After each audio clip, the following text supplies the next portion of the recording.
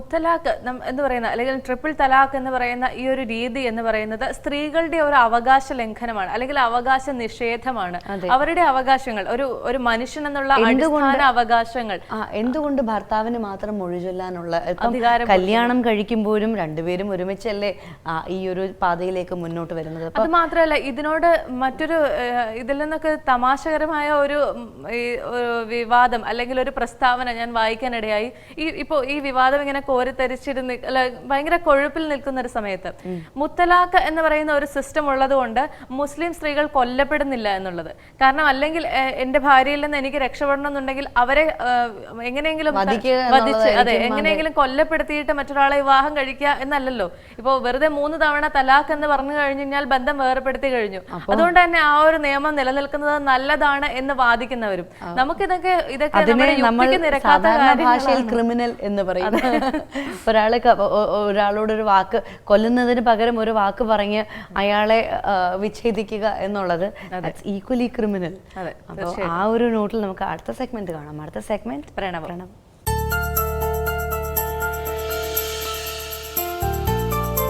നമസ്കാരം. ജ്യോതിഷത്തിന്റെ കാണാപ്പുറങ്ങൾ തേടുന്ന പ്രണവത്തിലേക്ക് എല്ലാ പ്രിയപ്പെട്ട പ്രേക്ഷകർക്കും സ്വാഗതം. ജ്യോതിഷ സംബന്ധമായ നിങ്ങളുടെ സംശയങ്ങൾക്ക് മറുപടി നൽകുന്നത് പ്രശസ്ത ജ്യോതിഷാചാര്യനായ ശ്രീ സുഭാഷ് തന്ത്രികളാണ്. നമുക്ക് സ്വാഗതം ചെയ്യാം. സ്വാഗതം സർ. സർ, കഴിഞ്ഞ എപ്പിസോഡുകളിൽ നമ്മൾ ദശാകാലത്തെക്കുറിച്ചായിരുന്നു പറഞ്ഞുകൊണ്ടിരുന്നത്. സൂര്യദശ വരെ എത്തിയിരുന്നു. ബാക്കിയുള്ള ദശാകാലത്തെക്കുറിച്ച് ഒന്ന് വിശദീകരിക്കാമോ? സൂര്യദശ കഴിയുമ്പോൾ അടുത്ത് വരുന്നത് ചന്ദ്രദശാകാലമാണ്. അതായത് പശുതിയിൽ ജനിച്ച കുട്ടിക്ക് നമ്മൾ നേർപകുതിയായിട്ട് ദശ മുറിച്ച് കഴിയുമ്പോൾ അത് ഏത് ദശയായാലും ഇങ്ങനെ നേർപകുതിയായിട്ട് മുറിക്കാം. ഇപ്പോൾ ശുക്രദശയിൽ ജനിക്കുന്നതാണെങ്കിൽ നമുക്ക് സമയം കാര്യമൊന്നും അറിയില്ല, നേരെ 20 വർഷം 10ആയിട്ട് കുറച്ചിട്ട് അങ്ങനെ കണക്കൂട്ടി അടുത്ത ദശ കണക്കൂട്ടി തന്നെ പോകാം. അപ്പോൾ സൂര്യദശ കഴിയുമ്പോൾ അടുത്ത് വരുന്നത് ചന്ദ്രദശയാണ്. അപ്പോൾ 29.5 വയസ്സ് ആയിട്ടുണ്ടാവും. ഇപ്പോൾ നമ്മൾ ഈ അശ്വതിയിൽ ജനിച്ച കുട്ടിക്ക് 3.5 വയസ്സിൽ ദശാകാലം മുറിച്ച് കഴിഞ്ഞാൽ 29.5 വയസ്സായിട്ടുണ്ടാവും. 29.5 വയസ്സ് മുതൽ 39.5 10 വർഷമാണ് ചന്ദ്രദശാകാലം. അങ്ങനെ 39.5 വയസ്സ് വരെ ഉള്ള ഈ കാലഘട്ടമാണ് ചന്ദ്രദശ, 10 വർഷം. അപ്പോൾ നമ്മൾ മനസ്സിലാക്കുക, ചന്ദ്രദശ എന്ന് പറയുന്നത് ഒരു മനുഷ്യ ജീവിതത്തിൽ ഏറ്റവും സുന്ദരമായ സുവർണ്ണ കാലഘട്ടമാണ്. ഒരു മനുഷ്യ ജീവിതത്തിലെ ഏറ്റവും സുന്ദരമായ കാലഘട്ടമാണ് ചന്ദ്രദശ കടന്നു വരുന്നത്. അപ്പോൾ നമ്മളെല്ലാ ദശകളും അറിഞ്ഞിരിക്കും. ഇതാണ് നമ്മൾ നക്ഷത്രത്തിൻ്റെ പ്രാധാന്യം. നമ്മൾ ജീവിക്കുന്ന ദശ അനുകൂലമാണോ പ്രതികൂലമാണോ എന്നൊക്കെ അറിഞ്ഞു കഴിഞ്ഞാൽ നമുക്ക് അനുകൂലമാണെങ്കിൽ എന്തുകൊണ്ട് ഇത് അനുകൂലമല്ല എന്ന് നല്ലൊരു ആസ്ട്രോളജറുടെ സഹായം തേടി അതിൻ്റെ പരിഹാരം ചെയ്താൽ തീർച്ചയായിട്ടും റിവേഴ്സ് ചെയ്യാൻ പറ്റും. കാരണം നമ്മളുടെ അടുത്തൊക്കെ വരുമ്പോൾ പലരും പറയുന്നത് ഇങ്ങനെ പലരും ചെന്ന് നോക്കി നല്ല സമയമാണെന്നൊക്കെ പറഞ്ഞു, പക്ഷേ എനിക്കൊരു ഗതിയില്ല എന്ന് പറയും. അതിൻ്റെ കാരണം, അതിനുള്ള മറുപടി എന്താണെന്ന് വെച്ചാൽ പൂർണ്ണ ആരോഗ്യവാനാണ് പക്ഷേ രോഗിയാണ്. അതാണ് അതിൻ്റെ അർത്ഥം. ആളെ കണ്ടു കഴിഞ്ഞാൽ പൂർണ്ണ ആരോഗ്യവാനാണ് പക്ഷേ ആൾക്ക് രോഗമാണ്. അപ്പോൾ അതേപോലെയാണ്. അപ്പോൾ ദശ നല്ലതാണ്, പക്ഷേ ഈ ബാധകൾ നിൽക്കുന്നതുകൊണ്ട്, അതായത് നെഗറ്റീവ് എനർജികൾ നിൽക്കുന്നതുകൊണ്ട് നമുക്ക് ജീവിതം മുന്നോട്ട് കൊണ്ടുപോകാൻ പറ്റുന്നില്ല. അപ്പോൾ ദശ നല്ലത് വന്നിട്ട് അത് മാത്രമാണ് നല്ലതെന്ന് വിചാരിച്ചിരിക്കണ്ട. കാരണം ഇത് തന്നെ എൻ്റെ അടുത്ത് ഒരു മുസ്ലിം പയ്യൻ നോക്കാൻ വന്നപ്പോൾ ഞാനിതേപോലെ പറഞ്ഞു, ഏറ്റവും സുന്ദര കാലഘട്ടത്തിലൂടെയാണ് ഇപ്പോൾ ജീവിച്ചു പോകുന്നത് പറഞ്ഞപ്പോൾ അങ്ങേരെ ചിരിച്ചിട്ട് പറഞ്ഞൊരു കാര്യം, ഇതാണ് എൻ്റെ സുന്ദര കാലഘട്ടമെങ്കിൽ എൻ്റെ പിന്നാലെ വരുന്ന കാലത്ത് ഞാൻ കയറിയിടേണ്ട വരും. അങ്ങനെ ഒരു കാര്യം പറഞ്ഞു. അപ്പോൾ അതിൻ്റെ കാരണം എന്താണെന്ന് വെച്ചാൽ ഈ ബാധ കയറിയിട്ട് ഈ ആൾക്ക് ഈ ചന്ദ്രദശയല്ല ഏത് ദേശം വന്നാലും ഒരു ഗതിയില്ലാതെ മുന്നോട്ട് പോകുന്നൊരു രീതിയിലേക്ക് പോയിരിക്കുകയായിരുന്നു. അപ്പോൾ അതുകൊണ്ട് നമ്മൾ മനസ്സിലാക്കുക, ദശയുടെ വഴിക്കും ബാധയുടെ വഴിക്കും നമ്മൾ നമ്മുടെ വഴിക്കും പോകരുത്. നമ്മൾ ദശ അറിഞ്ഞ് ജീവിക്കുക. അതേപോലെ നെഗറ്റീവ് എനർജികൾ പിന്നാലെ ഉണ്ടെങ്കിൽ അതിനൊക്കെ ഒഴിവാക്കി ആ ദശയുടെ ആനുകൂല്യങ്ങളെല്ലാം അനുഭവിച്ച് തന്നെ മുന്നോട്ട് പോകണം. കാരണം പിന്നീട് ഈ 29 to 39 ഒരു നല്ല യുവത്വത്തിൻ്റെ കാലഘട്ടമാണ്. ഈ കാലഘട്ടമൊക്കെ കഴിഞ്ഞിട്ട് അല്ലെങ്കിൽ 60 വയസ്സിലൊക്കെ വന്ന് ചന്ദ്രദശയൊക്കെ കിട്ടും നോക്കിയിരുന്നിട്ടൊന്നും പ്രത്യേകിച്ച് വലിയ ഗുണങ്ങളൊന്നുമില്ല. കാരണം ഗുണമുണ്ടാവും, മക്കൾ നോക്കും, വീട്ടിൽ കിടന്നുറങ്ങാം, അങ്ങനെയുള്ള ഗുണങ്ങളുണ്ടാവും. അപ്പോൾ ആ ഗുണമല്ലാതെ കണ്ട് യുവാവായി യൗവനയുക്തയായിരിക്കുന്ന ഒരു കാലഘട്ടത്തിലെ സുഖങ്ങളൊന്നും ആ കാലഘട്ടത്തിലേക്ക് അനുഭവിക്കാൻ പറ്റില്ല. അപ്പോൾ അതുകൊണ്ട് നമ്മളെപ്പോഴും പറയുന്നു, നമ്മുടെ ജീവിതം നമുക്കായിട്ട് തന്നെ നമ്മുടെ ആഗ്രഹങ്ങളും എല്ലാം സഫലീകരിച്ച് തന്നെ ജീവിതം ഇവിടെ തീർത്തു പോകണം. അപ്പോൾ അങ്ങനെ പോകണമെന്നുണ്ടെങ്കിൽ ഈ വക കാര്യങ്ങളെല്ലാം ശ്രദ്ധിക്കണം. അപ്പോൾ ചന്ദ്രദശ കിടക്കുമ്പോൾ ചന്ദ്രന് ദുർഗയാണ് ദേവത. അപ്പോൾ ദുർഗാക്ഷേത്രത്തിൽ കടും പായസവും ഭാഗ്യസൂക്തവും എല്ലാ പക്കാപ്പിറന്നാളിനും ചെയ്യുക. അതിൻ്റെ നക്ഷത്രങ്ങൾ, ചന്ദ്രദശയുടെ നക്ഷത്രങ്ങൾ എന്ന് പറയുന്നത് രോഹിണി, അത്തം, തിരുവോണം. ഈ 3 നക്ഷത്രങ്ങളാണ്. രോഹിണിയുടെ അനുജന്മ നക്ഷത്രമാണ് രോഹിണി, അത്തം, തിരുവോണം. അതേപോലെ വിവാഹം കഴിക്കുമ്പോൾ ഈ അനുജന്മ നക്ഷത്രങ്ങൾ ഒരു കാരണവശാലും എടുക്കാൻ നോക്കരുത്. കാരണം ആരെന്തൊക്കെ പറഞ്ഞാലും അനുജന്മ നക്ഷത്രങ്ങളിലെല്ലാം കെട്ടിക്കഴിഞ്ഞാൽ ഒരേ നാളിൻ്റെ ബലം കാണിക്കും. വയസ്സാം കാലത്തായാലും എപ്പോഴായാലും ഒക്കെ തല്ലുകൊടുത്തുണ്ടാവും. അപ്പോൾ പിന്നീട് അന്ന് അറിയില്ലായിരുന്നു, ഇനി എന്ത് ചെയ്യുന്നത് വെച്ചാൽ ഇനി ഒന്നും ചെയ്യാനില്ല, ആദ്യം ക്ഷമിക്കുക, പിന്നെ അത് ശീലമാക്കാമെന്ന് മാത്രമേ നമുക്കത് ഉപദേശിക്കാൻ പറ്റുള്ളൂ. ചാടുന്നതിന് മുമ്പ് ആലോചിക്കുക. പലരും പറയും നമ്മളെ പ്രലോഭിപ്പിക്കും, സാത്താൻ പ്രലോഭിപ്പിക്കും എന്ന് പറഞ്ഞ പോലെ പലരും നമുക്ക് ഉപദേശങ്ങളൊക്കെ തരും. ഈ ലോകത്തിൽ ആകെ ഫ്രീ ആയിട്ട് കിട്ടുന്ന ഒരു സാധനം ഉപദേശം മാത്രമേ ഉള്ളൂ. ഇതൊക്കെ നമ്മൾ മനസ്സിലാക്കിയിരിക്കണം. അല്ലാതെ കണ്ടിട്ട് വേറെ സമ്പത്തോ മറ്റുള്ളൊരു കാര്യങ്ങൾ ഒരു ഹെൽപ്പ് ചെയ്യണമെങ്കിൽ പോലും കൈക്കൂലി കൊടുക്കേണ്ട ഒരു കാലഘട്ടത്തിലാണ് ജീവിക്കുന്നത്. അപ്പോൾ അങ്ങനെയുള്ള കാലഘട്ടത്തിൽ ഉപദേശം എവിടെ നിന്ന് വേണമെങ്കിലും ഫ്രീ ആയിട്ട് കിട്ടും. കാരണം സംസാരിക്കാൻ താല്പര്യമുള്ള ഒരാളുടെ മുമ്പിലാണ് ചെന്നിരിക്കുന്നതെങ്കിൽ അങ്ങേർക്ക് എന്തൊക്കെ ഉപദേശിക്കാൻ പറ്റും എല്ലാം പറഞ്ഞ് കേൾപ്പിക്കും. പക്ഷേ ജീവിതം അതുകൊണ്ടാവില്ല. അപ്പോൾ നമ്മുടെ പ്രായം വയസ്സനുസരിച്ച് തന്നെ മുന്നോട്ട് പോകണം. ഈ ചന്ദ്രദശ കാലത്ത് ദുർഗാദേവിക്ക് കടുംബായസവും ഭാഗ്യസൂക്തവും കൃത്യമായിട്ട് പക്കാപ്പിറന്നാളിന് ചെയ്തു പോവുക. അങ്ങനെ ചെയ്തു പോകുമ്പോൾ നമുക്ക് ആ ദശയുടെ ആനുകൂല്യങ്ങൾ കിട്ടാൻ സാധിക്കും. അതേപോലെ തന്നെ വെളുത്ത പക്ഷത്തിലെ ചതുർത്ഥിയിൽ അതിൻ്റെ ഒരു കീർത്തനമുണ്ട്.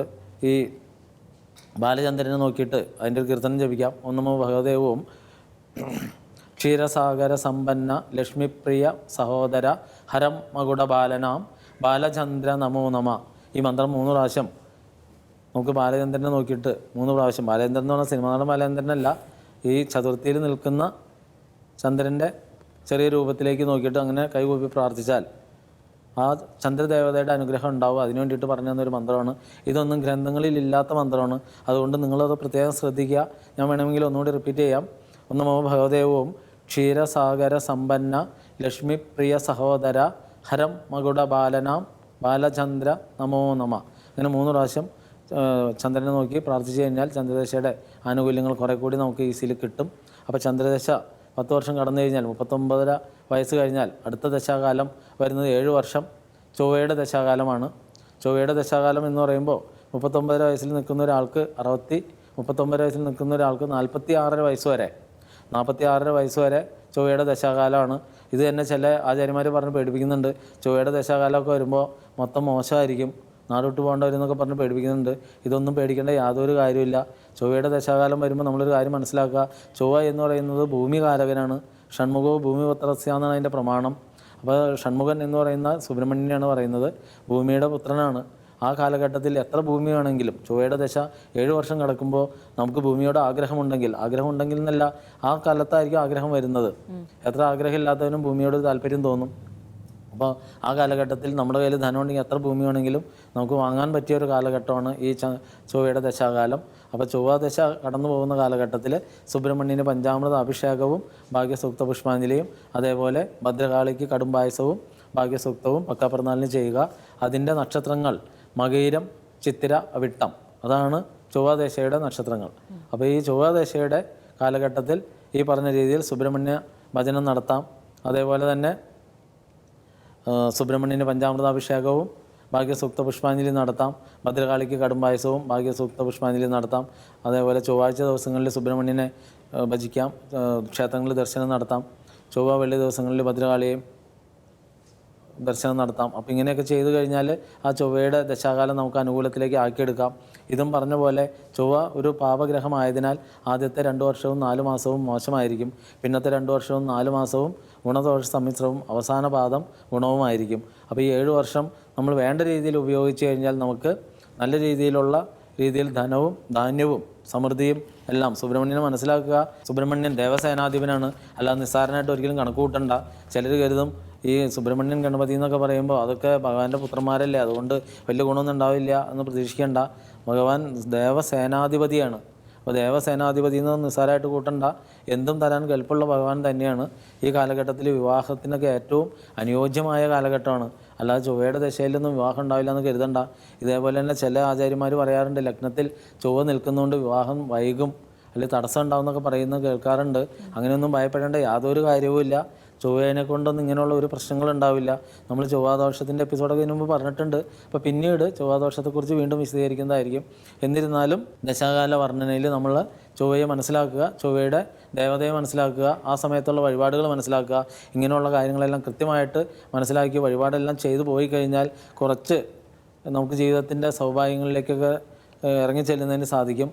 അതേപോലെ ഒരാൾ ഇപ്പോൾ ഈ 46 വയസ്സിൽ നിൽക്കുന്ന ഈ ഇദ്ദേഹം ആണായാലും പെണ്ണായാലും ഈ 46 വയസ്സിനുള്ളിൽ പരമാവധി സേവ് ചെയ്യേണ്ട ഒരു കാലഘട്ടമാണ്. കാരണം പിന്നീട് വരുന്ന 18 വർഷം രാഹുർദശാകാലമാണ്, എല്ലാം അടിച്ചു കളയുന്നൊരു കാലമാണ്. അപ്പോൾ അതുകൊണ്ട് ഈ 46 വയസ്സിനുള്ളിൽ ഈ പറഞ്ഞ നമ്മൾ അശ്വതിയിൽ ജനിച്ച് 46 വയസ്സെത്തുന്ന വരെയുള്ള ഒരാൾ ശ്രദ്ധിക്കേണ്ട ഒരു കാര്യം 46 വയസ്സിനുള്ളിൽ സ്റ്റാൻഡിങ് ആയിരിക്കണം, വീടെല്ലാം കെട്ടി അങ്ങനെ ജീവിതത്തിൻ്റെ ഒരു സ്റ്റേജിലേക്ക് എത്തിയിരിക്കേണ്ട ഒരു കാലഘട്ടമാണ്. അങ്ങനെ എത്തിയില്ലെങ്കിൽ പിന്നത്തെ 18 വർഷം കൊണ്ടൊന്നും എത്താൻ സാധിക്കില്ല, പിന്നീട് ദുഃഖിച്ചിട്ട് കാര്യം ഉണ്ടാവില്ല. അപ്പോൾ ഇങ്ങനെയുള്ള കാര്യങ്ങളെല്ലാം നമ്മൾ നക്ഷത്രങ്ങൾ എപ്പോഴും അറിഞ്ഞിരിക്കണം. അറിയുക മാത്രമല്ല അത് ജീവിതത്തിൽ പ്രയോഗിക്കാൻ വേണ്ടി ശ്രമിക്കണം. ഞാനത് പറയാൻ കാരണം എൻ്റെ അടുത്ത് ഒത്തിരി പേര് വരികയും കോളുകളിലൂടെയൊക്കെ കരച്ചിലും പിടിച്ചിലൊക്കെ ആയിട്ട് വരുന്നുണ്ട്. അപ്പോൾ ഇത് വന്നിട്ട് നമ്മളിങ്ങനെയൊക്കെ പറഞ്ഞു കഴിയുമ്പോൾ അവർക്ക് അറിയില്ലായിരുന്നു പറയും. അപ്പോൾ നിങ്ങൾ അറിയുക, നമ്മുടെ ജീവിതമാണ് നമുക്ക് ഏറ്റവും വിലപ്പെട്ടത് എന്നുള്ള ഒരു ബോധത്തോട് തന്നെ ജീവിക്കുക. അതിന് നമുക്ക് ഉപദേശിക്കാൻ സാധിക്കുള്ളൂ. പ്രേക്ഷകർ നിങ്ങളുടെ സംശയങ്ങൾ കത്തുകളായി ഞങ്ങൾക്ക് എഴുതി അറിയിക്കുക. കാരണം ടെലിഫോൺ കോളുകൾ പലപ്പോഴും സമയപരിമിതി മൂലം എടുക്കാൻ സാധിക്കാറില്ല. അതുകൊണ്ട് കത്തുകൾ അയയ്ക്കുക. കത്തുകൾ അയക്കേണ്ട വിലാസം to the producer, ladies hour, Kaumudi TV, Pettah, Thiruvananthapuram. മറ്റൊരു വിഷയവുമായി വീണ്ടും കാണാം. നന്ദി, നമസ്കാരം. മുത്തലാഖ് എന്നത് ഒരു സാമൂഹ്യ വിപത്ത് തന്നെയാണ് എന്നുള്ളതിൽ നമുക്ക് ഒരു സംശയമില്ല. കാരണം സ്ത്രീക്ക് അവളുടേതായ അവകാശങ്ങളൊന്നും ഇല്ലാതാകുകയും എന്ത് ചെയ്യണമെന്ന് അറിയാത്തൊരവസ്ഥയിലേക്ക്, മരണം മാത്രം എന്നുള്ള രീതിയിലേക്ക് ഉണ്ടാകാം. സ്ത്രീകൾ മുന്നോട്ട് വരുന്ന അല്ലെങ്കിൽ ഇതിനെതിരെ പ്രതികരിക്കുന്ന സ്ത്രീകൾ ഉണ്ടാകാം. പക്ഷേ മുസ്ലിം കമ്മ്യൂണിറ്റി എന്തുകൊണ്ടും ഒരു കഷ്ടത അനുഭവിക്കുന്ന ഒരു സ്ത്രീക്ക് തന്നെ ആയിരിക്കാം മുത്തലാഖ് എന്ന ഒരു സിറ്റുവേഷൻ ഫേസ് ചെയ്യേണ്ട വരിക. പക്ഷേ അപ്പോഴും മുത്തലാഖ് എന്ന് പറഞ്ഞ് ബന്ധം വേർപ്പെടുന്നതിനെക്കാട്ടിലും എത്രയോ ഭേദമാണ് ഒരു കോടതിയിൽ തൻ്റെ കുടുംബം, തനിക്ക് ഇനി കഴിയാനുള്ള മാർഗം. പലപ്പോഴും വളരെ ഓർത്തഡോക്സ് ആയിട്ടുള്ള ഒരു സിറ്റുവേഷനിലായിരിക്കും മുത്തലാഖ് പറയപ്പെടുന്ന സ്ത്രീകളും ഉണ്ടാവുക. അപ്പൊ അവർക്ക് ഒരു ജോലി, അവർക്ക് ഫർദർ ജീവിക്കാൻ പറഞ്ഞതുപോലെ വളരെ ഓർത്തഡോക്സ് ആയിട്ടുള്ള, വളരെ ഇത്തരം മതങ്ങളിലും മതവിശ്വാസങ്ങളിലും ഭയങ്കരമായി അന്ധമായി വിശ്വസിക്കുന്ന സ്ത്രീകൾക്കിടയിലാണ് ഈ മുത്തലാഖ് എന്ന് പറയുന്ന ഒരു വിഷയമുള്ളത്. അതുകൊണ്ട് തന്നെ ഇത് എന്ന് പറയുന്നത് ഇതാണ് ഞങ്ങളുടെ ശരി, ഇത് ഞങ്ങളുടെ വിധിയാണ് എന്ന് പഴിച്ചു ജീവിക്കുന്ന ഒരുപാട് മുസ്ലിം സ്ത്രീകളും ഉണ്ട്. പക്ഷെ ഇവർ ഇപ്പോഴും ഉണ്ട് നമ്മുടെ സമൂഹത്തിൽ. നമ്മൾ കൂടുതൽ അതിലേക്ക് അറിഞ്ഞു കഴിയുമ്പോൾ, ഇത്തരം വിഷയങ്ങളിലേക്ക് കൂടുതൽ ആഴത്തിൽ കടന്നു ചെല്ലുമ്പോൾ നമുക്ക് മനസ്സിലാകും ഇതൊക്കെ തങ്ങളുടെ വിധിയാണ്, തങ്ങൾ ഇതൊക്കെ അനുഭവിച്ചേ മതിയാകൂ എന്ന് പറഞ്ഞ് വളരെ ദുരിതത്തിൽ കഴിയുന്ന ഒരുപാട് സ്ത്രീകളുണ്ട്. പക്ഷെ അതിൽ നിന്ന് വളരെ വിരലിൽ എണ്ണാവുന്ന ഷബാനു ബീഗം പോലെയുള്ള 1-2 ഷബാനു ബീഗങ്ങൾ മാത്രമേ ഉള്ളൂ പുറത്തേക്ക് വരുന്നത്. ശരിക്കും നിങ്ങൾ ഓരോരുത്തരും ഈ മുത്തലാഖിനെതിരായി നിങ്ങളുടെ ശബ്ദം ഉയർത്തുക. നമ്മൾ എല്ലാ സ്ത്രീകളും നിങ്ങളുടെ പിന്നിൽ കൂട്ടായ്മയായിട്ട് മാത്രമല്ല പുരുഷന്മാരും ഇതിലെ ഈ സാമൂഹ്യ വിപത്തിനെ മനസ്സിലാക്കിക്കൊണ്ട് ജനസമൂഹം ഉണരേണ്ടതുണ്ട്. ഇത്തരമൊരു ആഹ്വാനം ചെയ്തുകൊണ്ട് അല്ലെങ്കിൽ ഇത്തരം ഒരു സന്ദേശം നിങ്ങൾക്ക് നൽകിക്കൊണ്ട് നമ്മുടെ ഇന്നത്തെ എപ്പിസോഡ് നമ്മൾ പൂർണ്ണമാക്കുകയാണ്. വീണ്ടും അടുത്ത എപ്പിസോഡിലൂടെ നാളെ കാണും വരെ നന്ദി, നമസ്കാരം.